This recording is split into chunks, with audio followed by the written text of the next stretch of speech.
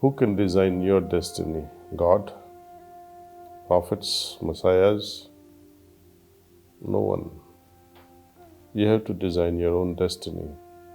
Abraham Lincoln, President Obama, Steve Jobs, they all meditated. All successful people, if you see, they quietly meditated, reflected on what to do next. Because of this meditation, I think you are in a position to distinguish what is good for you, what is not good for you. See, what what is profitable and not so profitable. Let's say you have a project or you are about to start a business. A little meditation or a reflection on the project for about 2-3 minutes quietly will help you make a good decision. And decision will be such that you will never be able to regret for making such a decision. So it will always be pakka, it will be great. When we fail in certain things, we have to reflect. Reflect in the sense we have to revisit why did I fail? Could I have done something better?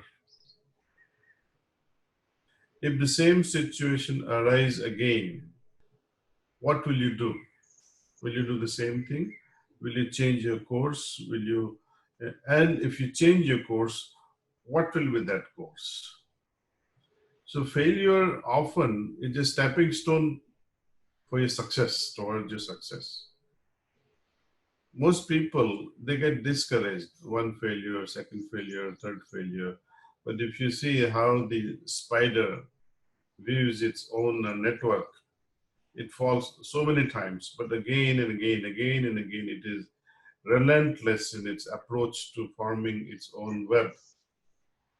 So we can also learn something from a spider, and don't give up despite of failure. But failure should teach us also that, okay, this is not something for me. But suppose you are uh, venturing into a business, or you are sharing some procedures that let us do this way in your sports, or you're a team of few members who are attending to some project. You gather all the ideas. You guys have all unitedly understood that, okay, this is going to be the approach. Reflect on it. Share all the good and bad. And even if you fail, find the reason why you failed. Maybe that situation may not arise again. Instead of worrying too much about the failure, before one attempts to do it, mentally go through what you are about to do. And when you mentally go through it, it is like a virtual tour of what you're going to do the next. You're walking through it mentally. And when you see, oh, okay, this move is not right. So before you make a mistake, you are able to correct it. That is genius. So I would say before we commit any failures, try to become, try to make decisions in such a way that they don't lead to failure. If failure is there, don't cry too much. Of course, it hurts you, but that too will teach you something. Who can design your destiny? God? Prophets? Messiahs? No one. You have to design your own destiny. If God could do it, He would have put us in palaces.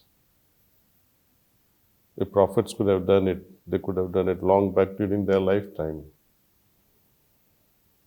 So the onus of success or failure is always upon us, making right choices. Meditate over it. When you have 10 things to choose from, meditate over each choice and see which one is most efficient for you. So first cultivate this habit of fixing time for your meditation as well as cleaning. It would also greatly help you to evolve faster at a rapid rate. We have our own kind of defects as well. So recognize those defects and erase them once and for all. Try to sleep as early as possible. Moment you finish your dinner, attend to the most vital things that you may have to, and then just crash. Wake up early. If you establish this routine, I assure you a great success in life. Success will be waiting. The goddess of success will be waiting for you with a garland. Manage time.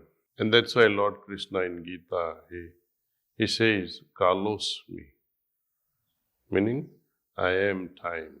Also means when I use time well, I can also use the resources which are God given. So this is a promise. When Lord says, I am time, Kalos me, and when we utilize time with a lot of respect, then the Lord is also with us. This is the secret of success. If you can earn $1 million, if you have that ability to earn $1 million, go ahead, make it. But always remember the means through which we make this $1 million. Will it become a burden to me? Will it create guilt in me? Will I go away from my basic life, fundamental life? Will I compromise my conscience? Then we have to think many times. Material success is great, but not at the cost of your inner being, your spiritual being. Spiritual aspects of our existence is vital. Without this spiritual existence, there is no material life. Without soul, there is no body. Without spirituality, there is no material manifestation. We have to somehow make sure that they are both integrated. Otherwise, however successful you may become, you still have thirst. You'll still be hungry for something beyond. And I think meditation is the only way you can have all these answers. Go ahead, make millions, but remain a spiritual person. Keep that conscience alive. Don't murder your inner conscience.